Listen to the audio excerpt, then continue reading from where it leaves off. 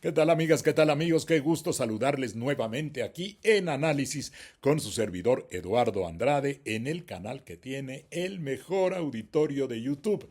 Cada día crece más, me da mucho gusto la participación de quienes están suscritos, ya son más de 21,000 suscriptores. Les invito a que se suscriban también a este canal. Si les gustan los comentarios, además pueden dar esto que se llama un like. Me costó un poco de trabajo aprender todo esto.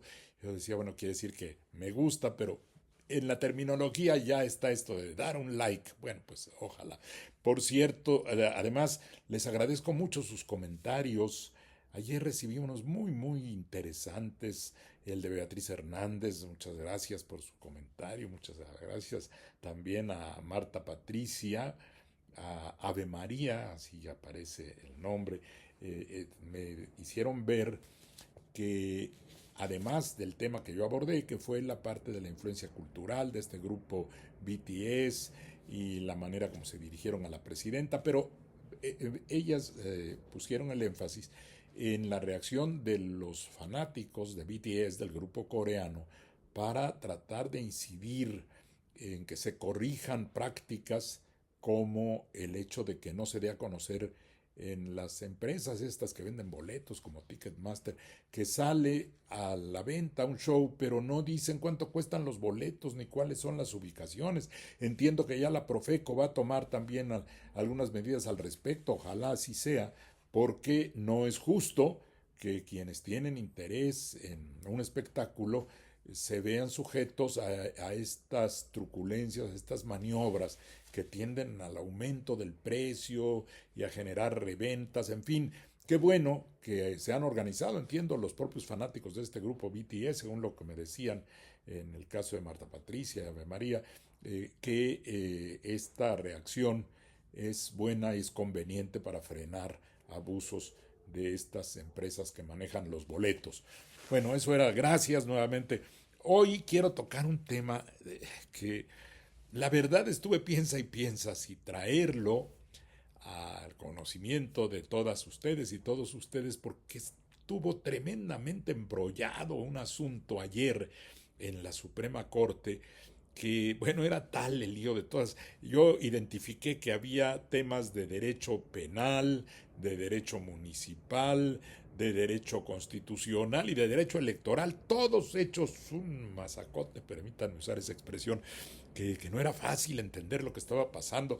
Me recordó aquel viejo chiste de un comediante que decía, que hablaba de su familia, decía que tenía un hermano que era abogado, y dice, ¿qué abogado? Una vez durante un juicio confundió tanto al jurado que condenaron al juez. Y algo así creo que estaba a punto de pasar aquí ayer, porque se hizo una mezcla innecesaria, absurda, a mi manera de ver, de conceptos jurídicos que lo que muestran gravemente es una división que se está marcando en la Suprema Corte entre un grupo de ministros que quieren cumplir estricta y correctamente con su competencia, con lo que les toca hacer, preservar los términos de la Constitución de manera estricta, respetar esa supremacía constitucional y el estricto apego a lo que señalan las leyes, la Constitución misma, en torno a qué es competencia de la Corte y qué no. Y otro grupo que parece querer expandir constantemente, ir más allá de lo que le toca hacer a nuestro máximo tribunal, generarle competencias que no tiene, ampliar unos análisis yendo más allá de lo que deben hacer. Y eso fue justamente lo que se le echaba en cara a la Corte anterior, un activismo judicial que pretende resolver asuntos, entrar a temas que no le corresponden y generar incertidumbre jurídica. ¿De qué se trató lo de ayer? A ver si logro transmitirlo para desembrollar toda esa maraña. La base es la siguiente. Un síndico de un ayuntamiento del estado de Puebla fue acusado penalmente y se inició el proceso penal, lo vincularon a proceso, como se llama eso, o sea, lo van a juzgar penalmente.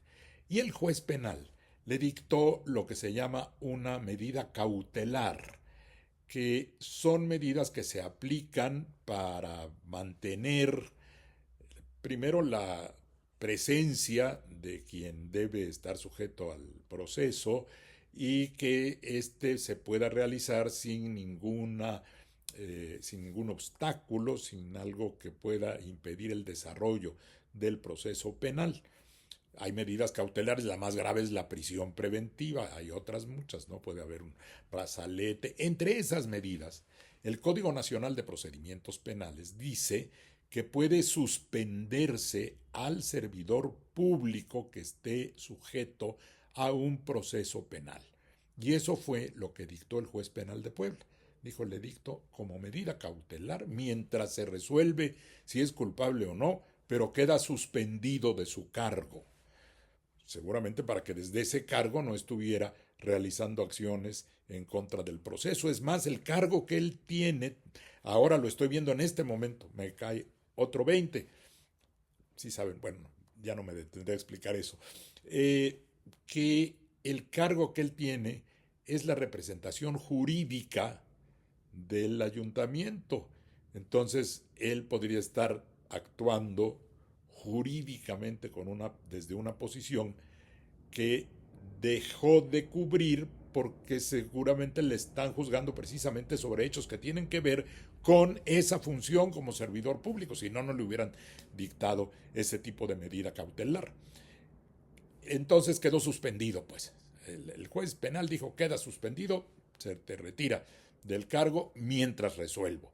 El ayuntamiento, este dato es muy importante, el ayuntamiento, con base en una disposición constitucional federal, nombra al suplente de ese síndico para que entre a fungir como síndico del ayuntamiento y ya ese es el que está haciendo las funciones de síndico.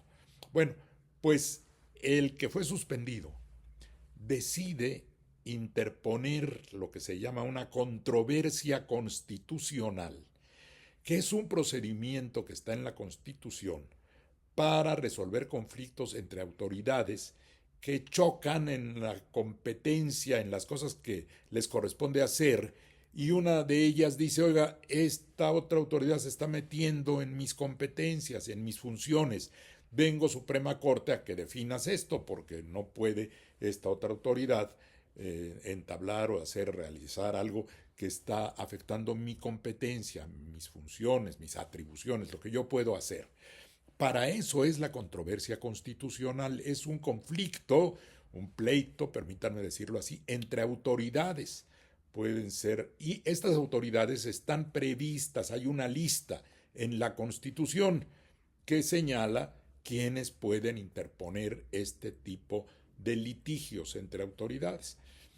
El municipio sí tiene facultades para interponer alguna controversia constitucional contra algún otro ente que pueda generar una invasión de competencias de lo que el municipio debe hacer.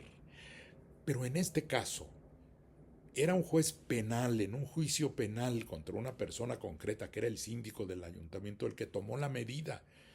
Esa medida está dentro de la competencia del juez penal. Así lo dijo la ministra Yasmín Esquivel. Yo la menciono porque de verdad es la que tiene un concepto más correcto, más claro. Ella lo dijo en un párrafo. Dijo, oigan, pues sí, esta era competencia del juez penal, punto. No tiene por qué usar esta persona un medio como es la controversia constitucional como si se hubiera afectado al ayuntamiento, actuando a nombre del ayuntamiento al cual ya ni siquiera representaba porque estaba suspendido. Entonces, no había una invasión de competencias del ayuntamiento, porque el ayuntamiento no tiene ninguna competencia de naturaleza penal, eso le toca al juez penal. Entonces, esto parecía realmente muy sencillo, pues, cuando este síndico, separado de su cargo, interpone a nombre del municipio, como si se hubiera afectado la competencia del municipio, interpone la controversia constitucional, llega el asunto a la Corte. En la Corte, cuando llegan los asuntos, pues hay que determinar si proceden o no, si se aceptan, si se admiten o si se desechan. Puede haber muchos que, como era este, realmente que debió desecharse enseguida. El asunto, para conocerlo así de entrada, se le pasa a la ministra Loretta Ortiz y ella prepara un auto, así se llama, una decisión, desechándolo. Y dice lo que acabo de comentar. Dice, oigan, la controversia constitucional no es un medio que pueda usar una persona para defenderse de una disposición que dictó un juez penal. Hay otras maneras de defenderse de eso. En la vía penal, pues puede meter una apelación, puede incluso ir al amparo contra alguna decisión. Tiene vías de defensa en el procedimiento penal que para eso está diseñado.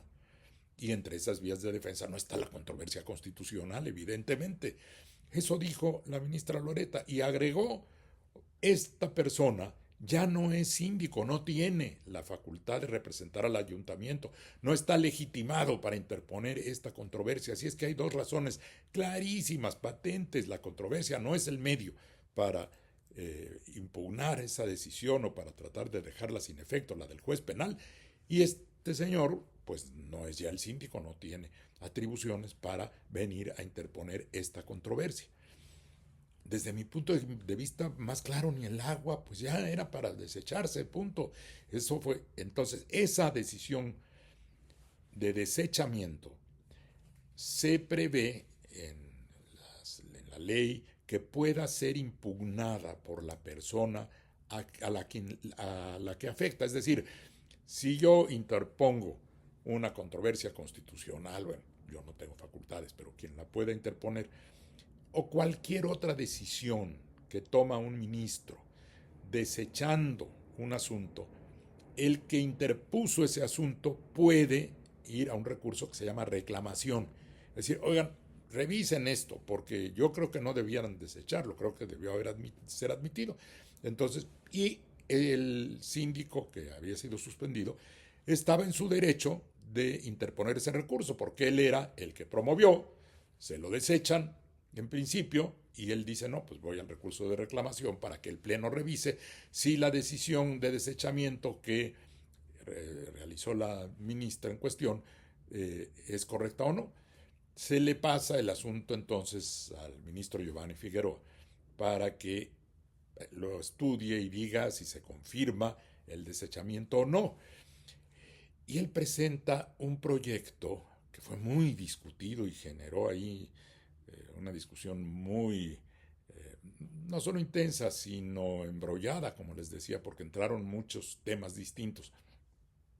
El ministro dice, no, sí debemos conocer este asunto, porque sí la controversia constitucional puede servir para determinar si era competente o no el juzgador penal, pues cuando hay además una jurisprudencia ya firme, a lo cual aludió también la ministra Esquivel, en el sentido de que no procede usar la controversia constitucional para oponerse a decisiones judiciales, es decir, de los jueces, que tienen su propio procedimiento de impugnación. Y no es la controversia constitucional la que puede interponer un municipio contra un juzgador penal. Es que no hay un problema de competencias realmente ahí. Si el Congreso de un estado se invade, y eso lo ven frecuentemente en la Corte, invade la competencia de un municipio, bueno, pues ahí sí el municipio se defiende y dice, no, esto me tocaba a mí, la Constitución ahí dice que este asunto lo ve el ayuntamiento y el Congreso se metió. Ahí se entiende que el municipio está defendiendo su posición. Pero aquí ni siquiera afectaba realmente al municipio, no era una cuestión de competencia del municipio, se dice que afectaba su integración y por ahí se metió uno de los argumentos que se hacían valer para tratar de que la Corte se metiera a ese asunto que no debía tocarle.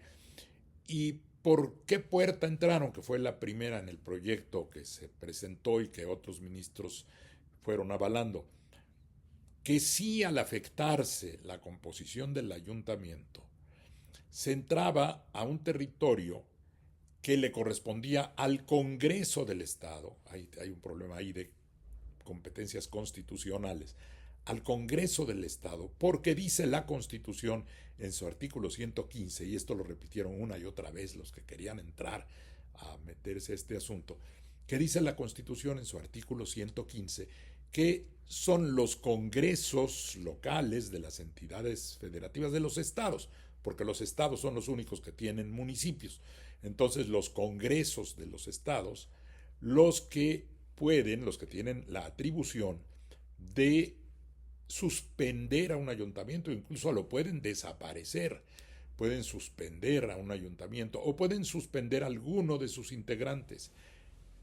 Pero como dice la Constitución, por las causas que determine la ley. ¿Y qué ley es a la que alude ahí la Constitución? A la ley de carácter municipal.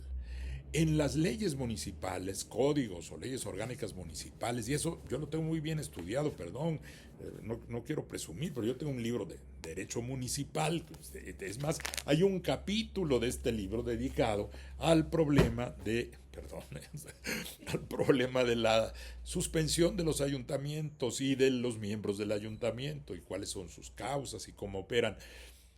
Las causas a las que alude la Constitución, por las cuales se da la facultad de los congresos para suspender al miembro de un ayuntamiento, son causas fundamentalmente de naturaleza política que tienen que estar expresamente señaladas en la ley, y es la ley de carácter municipal las que la señala siempre. Uno puede revisar, ahí está en mi libro, yo toqué varias legislaciones de diferentes estados para revisar el tema, y ahí es donde se dice: se podrá suspender al miembro de un ayuntamiento si no va a cumplir sus funciones reiteradamente, si no aplica los programas que están señalados por el ayuntamiento, etcétera.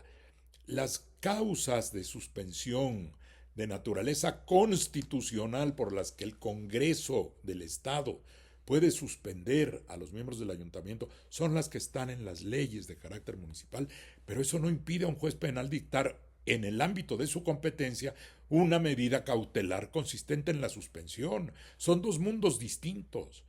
Y el juez penal estaba dentro de su competencia, que no afectaba para nada las competencias del ayuntamiento. Y luego en alguna parte del proyecto que finalmente se desechó, se decía: es que en todo caso el Congreso es el que tendría que haber conocido de ese asunto para ver si suspendía o no a este síndico. Bueno, pues el Congreso no dijo nada. Vamos a suponer que se invadiera la competencia del Congreso, que no es el caso, como lo acabo de explicar, que el juez estuviera invadiendo, el juez penal, la competencia del Congreso. No es el caso, insisto, pero vamos a suponer que así fuera. ¿Quién era el que se tenía que quejar? ¿Quién era el que tenía que interponer la controversia? Pues el Congreso, ¿no? Si eran sus competencias las que estaban afectadas.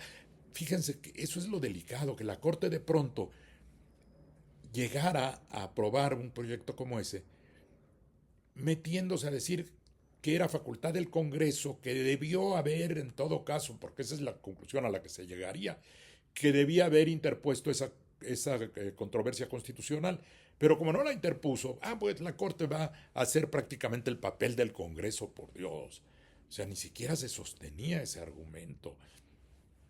Y por otro lado, cosa que también hizo ver la ministra Esquivel, el recurrente, el síndico que estaba planteando que podía ir por la vía de la controversia constitucional, simultáneamente, en su defensa, interpuso otro tipo de juicio ante la autoridad electoral, que es un juicio de protección de los derechos políticos del ciudadano.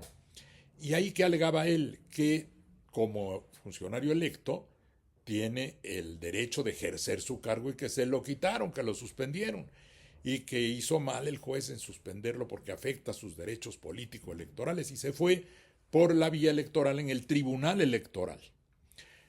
Eso también se analizó en algún momento, como lo señaló, les digo, la ministra Esquivel dijo: oiga, eso está allá en el Tribunal Electoral y no debemos nosotros entrar a una facultad que no nos toca, si en todo caso allá se va a resolver si se le afectaron o no sus derechos político-electorales. Ahí es donde entró el derecho electoral. Les digo, ya tenemos derecho constitucional, derecho penal, derecho municipal y derecho electoral, todos en un cruce de líneas que no debió existir, porque desde el momento en que no es la vía la controversia constitucional para oponerse a una decisión de un juez penal, desde el momento que quienes en todo caso tenían alguna posibilidad de presentar realmente esa controversia como órganos eran el municipio, que no la presentó como tal.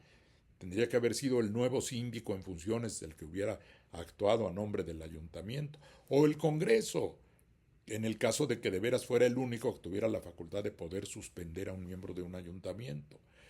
Que es un funcionario electo, sí lo es. Hay una intervención de la ministra Estela Ríos que normalmente está siempre en la parte de cumplir estrictamente la Constitución.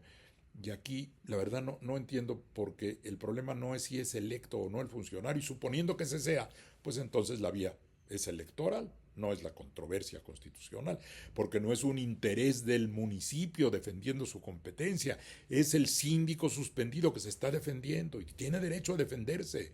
Hizo lo que muchos hacen, usar todas las vías posibles, ¿no? Siempre me voy a la controversia constitucional a ver si pega. Y por otro lado me voy al tribunal electoral defendiendo mis derechos como funcionario electo. Y tenía también, como lo dijo la ministra Herrerías, tenía el amparo, podía recurrir al amparo, porque esa sí es una vía que se puede usar para combatir alguna decisión de una autoridad judicial, según las circunstancias concretas. Y en derecho penal la posibilidad de recurrir al amparo es muy amplia. De modo que la defensa personal de este síndico tenía otras vías y no el uso de una que no está diseñada para eso. Y por eso la Corte no debe entrar o rebasar o darle una extensión a las figuras jurídicas que tiene que aplicar, que no tiene realmente esa figura. Entonces la está distorsionando, la está haciendo que sirva para lo que no es. Y en derecho, las vías procedimentales deben respetarse, porque es el orden que requiere la aplicación de la ley. Si no, pues todo el mundo se puede meter en lo que sea, ¿no?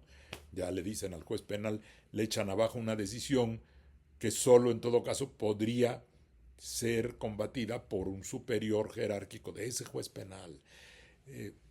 Es delicado, pues, que de pronto se le quiera dar a instituciones jurídicas que tienen su sentido y su razón de ser una extensión o una aplicación que no es la que está prevista. Y esa expansión, ese activismo judicial que quiere meterse en todo, es algo que es preocupante, no deja de preocupar. Afortunadamente, no se aprobó el proyecto que pretendía que sí se conociera del asunto, y se votó, quedó 5-4, penitas, ¿no? Y luego otro problema procedimental a mi juicio. Ya que la mayoría dijo no procede esto, hay que recordar cuál era la litis, cuál era el pleito, de qué se estaba tratando de resolver o qué se estaba tratando de resolver. Si la decisión de desechar, basada en que la controversia no es la vía y que el síndico ya no tenía la legitimación para interponer la controversia, que era lo que decía la decisión original de la ministra Loretta, si eso se confirmaba o no.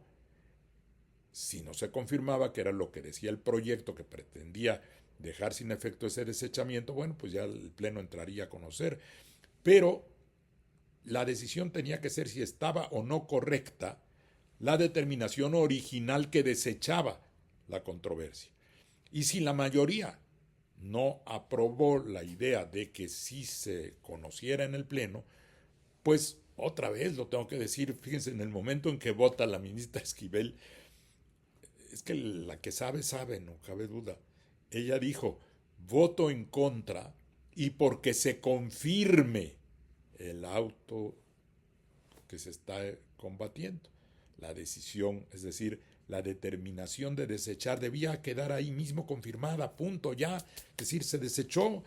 Si estamos viendo si se acepta o no la decisión original de desechar y resulta que sí se acepta que es esa la decisión correcta, yo no veo para qué tenían que retornar. Resulta que retornaron el asunto. Si era bueno, como no se aceptó el proyecto del ministro Figueroa, ahora retornémoslo, pasemos al ministro Irving para que haga otro.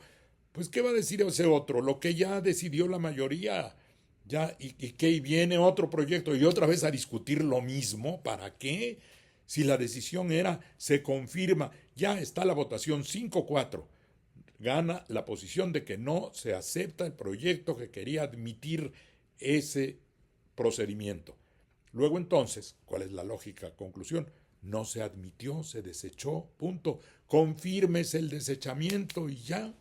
Ahí se hacen bolas y trabajan de más. ¿Para qué otra vez al rato vamos a ver la misma discusión? Que si la facultad era del Congreso, que si no era del Congreso, que si es del juez penal. Evidentemente es una cuestión penal. Es más, ya yendo al fondo del asunto, yo estudié un poquito más. La Constitución de Puebla es clarísima en ese sentido. En Puebla ya se eliminó todo el tipo de declaración de procedencia o de fuero para acusaciones penales a los servidores públicos.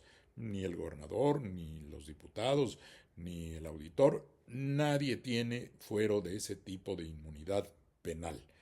Los miembros del ayuntamiento tampoco. Y la propia Constitución dice, la Constitución de Puebla, que se pueden dictar medidas cautelares, incluso la prisión preventiva oficiosa, contra alguno de esos funcionarios que esté siendo objeto de un proceso penal. Pues con mayor razón las medidas cautelares de menor nivel, y eso también está dicho ahí en la Constitución. De modo que la medida cautelar que dicta el juez tiene un doble sustento, no solo su competencia original como juez penal, sino la previsión constitucional en la Constitución de Puebla que determina claramente la procedencia de ese tipo de medidas cautelares contra servidores públicos que están sujetos a un derecho, a un proceso penal. Bueno, pues espero que se haya entendido toda esta maraña. El caso es que fue una pérdida de tiempo. Discutieron algo que no merecía esa discusión. El proyecto pretendía llevar a la Corte a un territorio que no es el suyo y a desconocer el carácter que deben tener cada una de las instituciones jurídicas que aplican, y afortunadamente la solución final fue mantener la idea de que esa controversia tenía que haberse desechado. Muchas gracias por su atención y hasta la próxima.